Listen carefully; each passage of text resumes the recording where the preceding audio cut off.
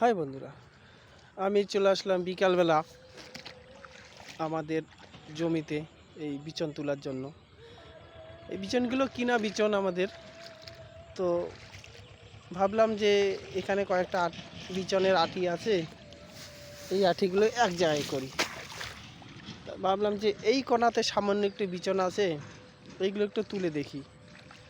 তো এইখানে তুলতে গিয়ে আমার এমন একটা জিনিস নজরে পড়ে গেল, সেটা হলো তোমাদেরকে দেখিয়েছি।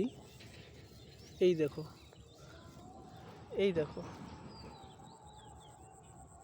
কি করব, এটা তো ঘুঘু পাখির ডিম বাসা।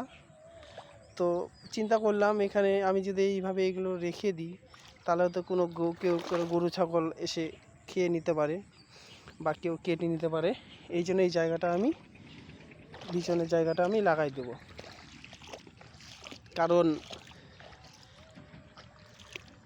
মায়ের ডিম নষ্ট করা যাবে না, মা তো মা হয়। আর পশু পাখি বলো আর মানুষই বলো, সবার জন্য মা সমান। তো আমি চাই যে এই ঘুঘু পাখির বাসাটা, ডিমগুলো, মা হয়তো কোথাও গিয়েছে বা আমাকে দেখতে পাই ভাগছে, আশেপাশে কোথাও আছে। আমি চাই এই বাচ্চাগুলো যাতে না হয়, কারণ আমি এইটুকু ফাঁকটা আমি এইভাবে ধানটা লাগাই দেবো, যাতে কেউ এখানে না ঢুকতে পারে। Thank you.